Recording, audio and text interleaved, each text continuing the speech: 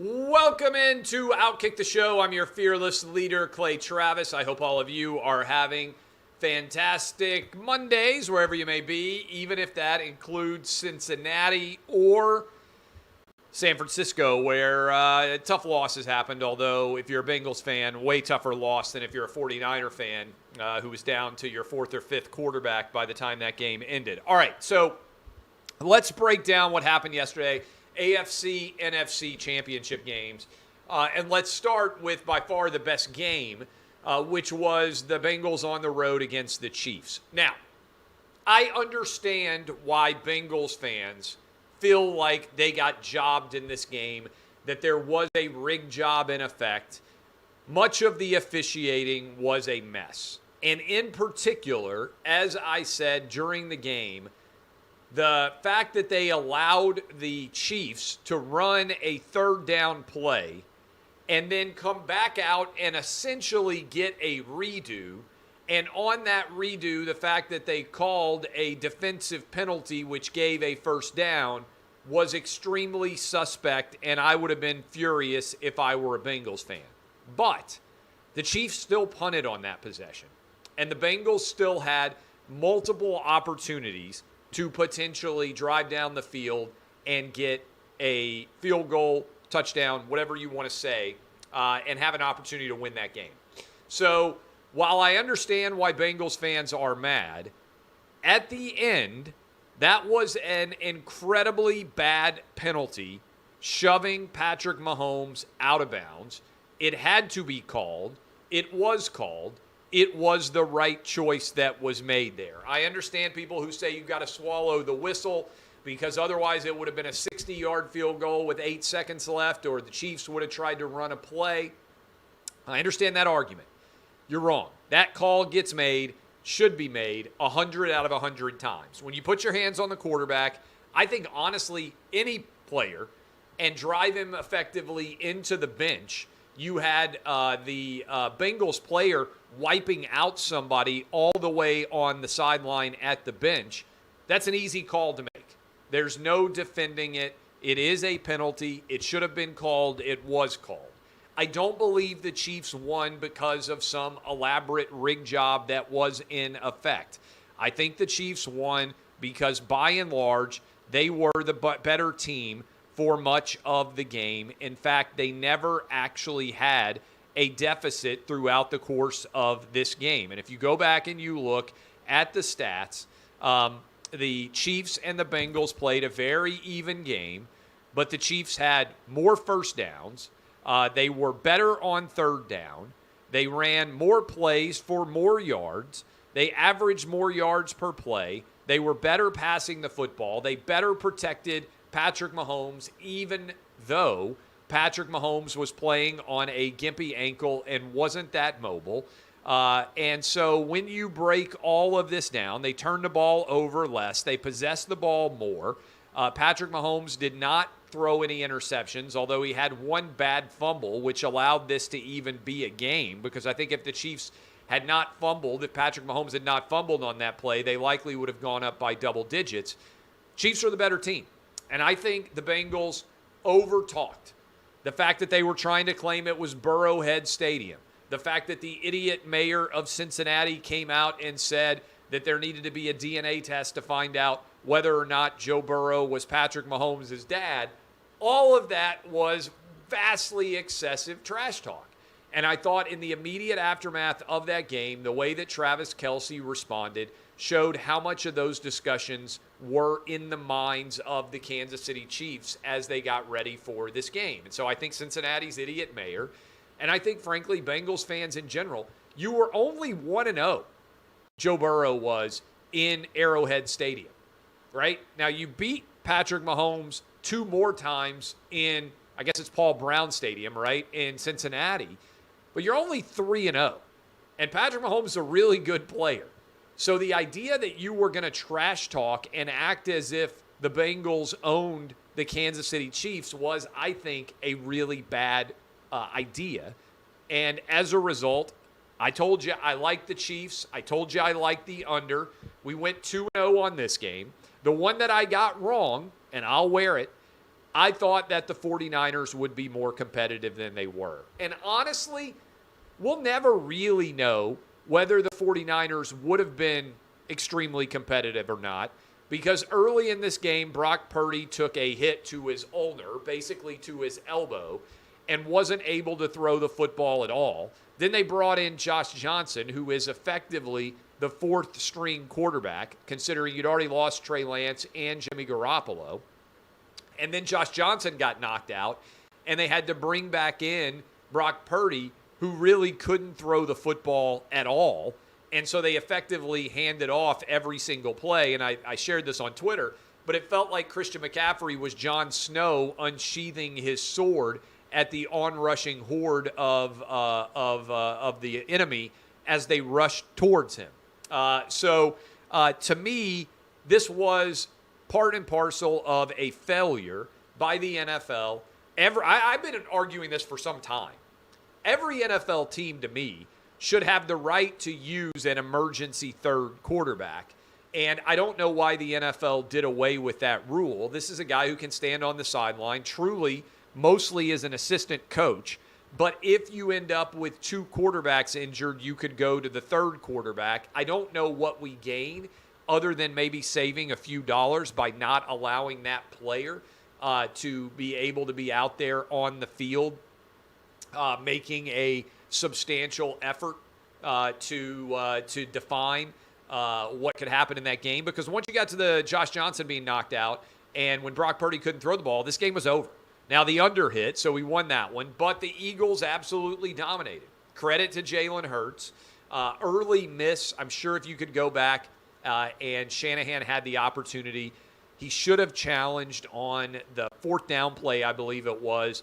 Devontae Smith made a catch down the sideline. Whale of a catch. Counted as a catch. Ball actually appeared to hit the ground. Would have been 49ers possession at decent field position there in a scoreless game. Who knows how the game might have gone from that point forward if Kyle Shanahan had correctly challenged. Maybe you don't end up with the Brock Purdy injury. As a result, the game ends up closer than it did. But this felt like a little kid offense that Kyle Shanahan was left able to run, and there was no success whatsoever. So, congrats to the Eagles winning the NFC. Chiefs win the AFC.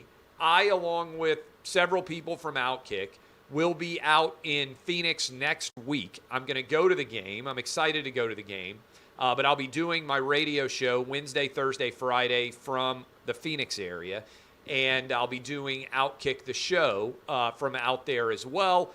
And so I'm looking forward. I think it'll be a really good game. Early read, and I reserve the right to change this as things continue. But I like the Chiefs. I think Patrick Mahomes wins his second Super Bowl. I like the under.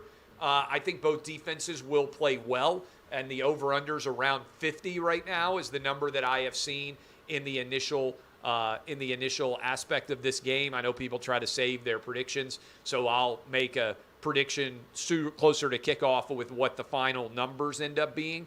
But right now, I like the Chiefs and I like the under in this one. I can't wait to attend this game. So that was my takeaway from the games that we saw from the Chiefs and the Eagles advancing. A couple of other stories that are out there in the world of sports. Congratulations to Novak Djokovic, who won the Australian Open to tie Rafael Nadal for most Grand Slam wins of all time. To me, a really significant accomplishment because Djokovic is back to number one overall. He would have been probably the favorite to win many of the tournaments last year, including the Aussie Open and the U.S. Open, if he had been able to actually compete in those. Instead, they shut him down. They would not allow him to play because of stupid COVID policies, which still exist. In particular, Novak Djokovic can't get into the United States, even now, because we require anyone flying into the country to have evidence that they've gotten the COVID shot, even though we know the COVID shot is essentially worthless. And Novak Djokovic could walk down to the southern border, enter into our country on the southern border, get a ride from Texas up to New York, and theoretically claim asylum and be able to play in the U.S. Open tennis tournament, which is a testament to how broken American policy is, particularly on immigration, but on COVID as well, that you can cross the southern border on foot with zero COVID test requirements, certainly no COVID shot requirements, but you can't fly into the country as a visitor. So you can illegally enter, stay for years without the COVID shot, but you can't enter for a short period of time if you are Novak Djokovic. This was a failure. I believe that in the years ahead, as more and more of the failures of the COVID shot become apparent, that Novak Djokovic is going to be considered actually a brave and courageous figure in sports, which is actually what I would say Kyrie Irving, Aaron Rodgers, Novak Djokovic, but particularly Djokovic and Kyrie Irving in particular, have lost a substantial amount of money for their willingness to stand against the stupid and, I believe, unconstitutional and absolutely indefensible COVID shot requirements. To me, bravery at a minimum, if we're contextualizing it within the world of sports, requires either the loss of freedom, which I think being able to work is a form of loss of freedom, or the loss of life, right? True bravery. And what's so funny to me is the mainstream sports media would tell you that it is extremely brave for Colin Kaepernick to have taken a knee, right? But the reality is Colin Kaepernick made far more money off taking a knee than he ever would as a backup quarterback in the NFL. And the reality is Kyrie Irving may well have lost tens of millions of dollars over his COVID shot determination. And certainly Novak Djokovic may have lost the opportunity to be considered the greatest tennis player of all time because we don't know exactly how all of that is going to shake out. Now, I think he has a good chance to win at the French Open and at Wimbledon. And if he gets to play in the U.S. Open, maybe as well. But he wasn't allowed to do that in the U.S. Open or the Australian Open last year, both of which he would have been favored to win. Now, they ended up having, I don't know how many of you saw on ESPN, John McEnroe said he should have been able to play, basically. This was ridiculous. And Chris Fowler said, well, he made a choice. Yeah, he made a personal health choice that did not allow him to come into the country of Australia. In fact, they banned him from entry, which is absurdly ridiculous. And if it actually made anybody safer, they wouldn't have allowed him in this year. And they're acknowledging essentially that that's a broken policy.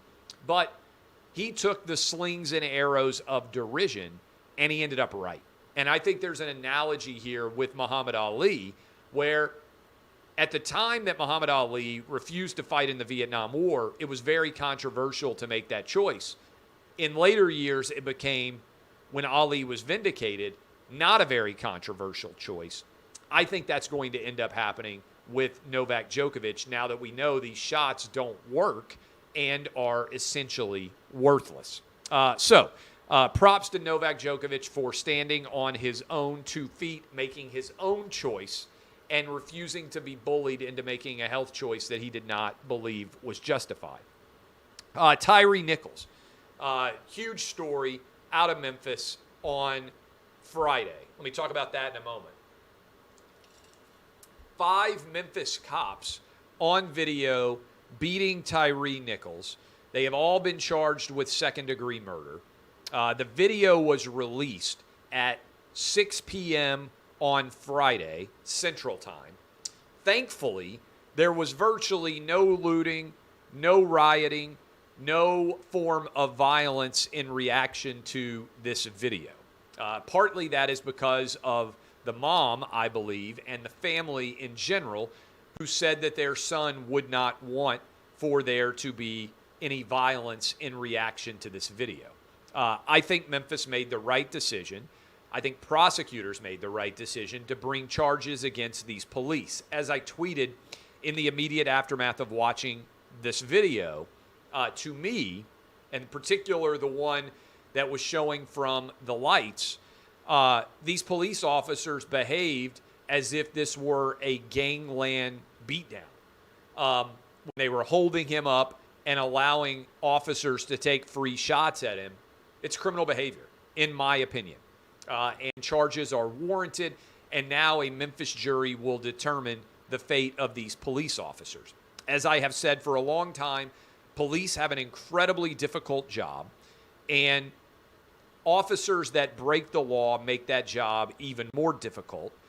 Just because you have a badge doesn't mean you shouldn't be prosecuted when you do appear to break the law, and that is the case here. So I think Memphis handled everything. I was nervous about the timing of this release right as it was going to be getting dark on a weekend, but thankfully it does not appear there was any violence of a substantial nature that has ensued. Now, that didn't stop the usual suspects at CNN and MSNBC from trying to make this a race-based decision.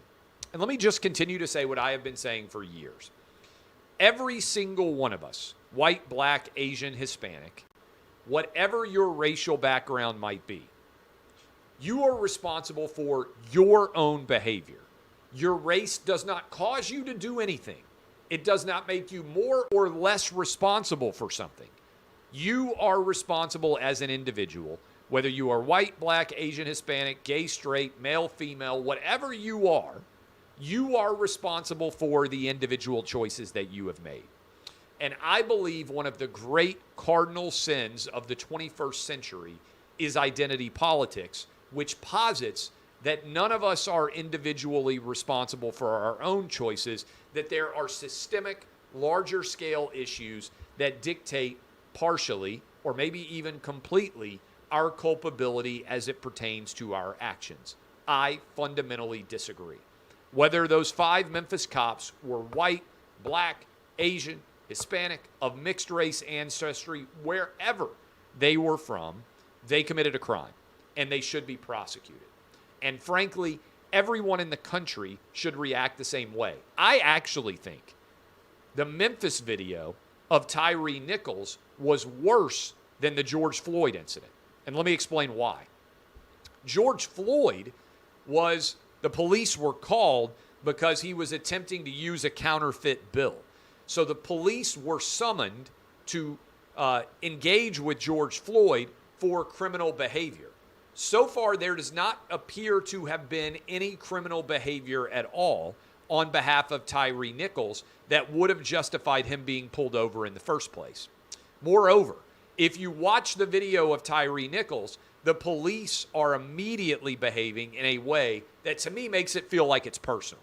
Okay, maybe there's going to be more details that come out about this, but the way that they held him up and threw punches, it felt like, when I say gangland style, gangs typically engage, whether it's a mafia, whether it's a biker gang, whether it's an inner city gang, whatever the gang is, they typically engage in acts because oftentimes there has been a personal violation of a code in some way. That's what this felt like in Memphis. Tyree Nichols felt like he was targeted for some reason. He did not commit a crime. There is no evidence that his pullover was ever justified. Why did that happen? I think that's going to come out maybe more so as a trial. It feels like there has to be a motive here that we're not getting to based on the way these officers all behaved. That's my theory. The fact that they beat him the way that they did, to me, felt more personal than what happened to the George Floyd incident. You remember, if you go back and watch my videos on George Floyd, I said I thought charges should be brought, and the race of the officer never mattered. Whether that officer was black, white, Hispanic, or Asian, the punishment should have been the same. And I feel the same way about Memphis. But what I will point out is there was no rioting. There was no violent behavior. And I think a big reason in Tyree Nichols' case is because the police officers were black. Because Black Lives Matter, when you really look, Black Lives Matter isn't about Black lives at all. Black Lives Matter is only about the person who takes the black life, right? It's really Black Lives Matter in parenthetical so long as a white person is involved in taking the black life. If there had been 5 white police officers instead of 5 black police officers, cities all over America would have burned. And this would be the primary story for months, maybe even the entire year, of how awful and racist America was. 5 black police officers, and this story is almost vanishing instantly. Okay? Just want everybody out there to think about this. Why do we only care who takes the life? And why, when 95% of black people die, does no one care at all because the person killing them is black? Think about that. If black lives truly matter, why do they only matter when the person who is involved in the attack is white? Just think about it. That is a really difficult question to ask, because what it suggests is the black life doesn't matter at all. Who takes the life is who matters. Isn't that a form of racism itself? Because you're demeaning the person who is killed and elevating the person who killed them as the only thing that matters. It's a really difficult question to answer, and also one that very few people will even address because they're afraid of being called racist. But what I would say is, whether it was Derek Chauvin or the 5 police officers in Memphis, why does their race matter at all? If a police officer commits a crime, white, black, Asian, or Hispanic, or there's evidence that they commit a crime, I probably should say, they deserve to be charged with a crime. Until you're convicted of a crime, you haven't been proven to have committed a crime. Why is it the case that the race of the person involved dictates how much of a story it is or how people respond to it? I think that's an important question. But I'm glad that Memphis didn't burn. I'm glad that there wasn't a significant loss of life associated with these protests. And I have to tell you, I also hope that we don't take the wrong lesson here. There are hundreds of thousands of police officers out there. Most of them do a really good job. Sometimes they don't. We talked about this on this show and on Clay and Buck in consultation and discussion surrounding the Uvalde situation, right? The police in Uvalde did not do their job responding to defend those kids, and they deserve to be held accountable for their failure. Similarly, the police in Memphis did not do their job. It appears they committed crimes. They've been charged with such, and now it's up to a Memphis jury. Believing in police does not mean that you believe that all police are perfect. Police are humans, and they make mistakes just like every other profession on the planet. When that occurs, and when there is evidence that that occurs, there should be crimes that are brought, charges that are brought, regardless of the alleged race, regardless of the crime, regardless of the race of the alleged perpetrator. Period. That's what needs to happen in this country. Finally, our good friends at CNN have hit a 9-year ratings low. You have to go all the way back to 2014, before Donald Trump even entered politics, to find a less watched time on CNN. This confirms what I've been telling you for a very long time.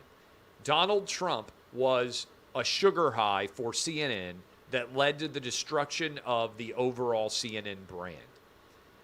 I started watching CNN, like many of you did right now, during the first Gulf War, when CNN covered, and it was considered the first ever televised war.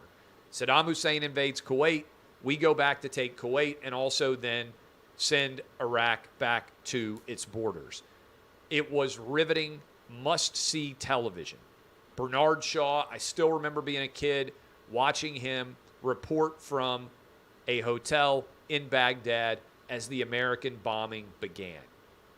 That was when CNN was at its apex, when it created the brand that it owned news. During Donald Trump's presidency, the run-up to that presidency, and the 2016 and 2020 presidential elections, CNN destroyed its brand. It's no longer a trusted news source. People bought in, some tiny minority of them, to CNN as the anti-Trump network. Same thing happened with the Washington Post.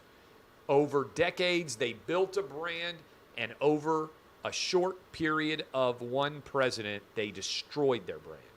If I were CNN, If I were CNN, I would try to go back to news. And I think the only way they can go back to news is by hiring people who are honest, that tell the truth, regardless of the politics. I've said this before, I'll say it again. If I were running CNN, I would give Megyn Kelly Chris Cuomo's own show. I'd pay whatever Megyn Kelly wants to take over that slot on CNN. I don't think they'll ever do it, but that's the kind of independence you would need to show in order for me to believe CNN is back to being a news network. You can still have opinion programming, but it can't be left-wing, anti-Trump exclusively opinion programming. That is the choice that I would make if I were CNN. I don't think it's an easy job to try to build back the brand of CNN because people now that they brought in as that audience since 2014, they were the anti-Trump network. Those people don't care about CNN. They just became obsessed with Donald Trump. And CNN, I believe, allowed itself to become everything they claimed Trump was. All right. I appreciate all of you. My name is Clay Travis. As always, appreciate all of you checking out Outkick the show. DBAP unless you need to SBAP. I will be back tomorrow here from Nashville. Good to be home. Had a great time in Vegas, by the way. Appreciate everybody that I met out there, everybody that I saw running all over the place with my kids. We had a really good time. I'm back home till I head out for the Super Bowl. All this week, I'll be here. DBAP, unless you need to SBAP. Like I said, this has been Outkick Show.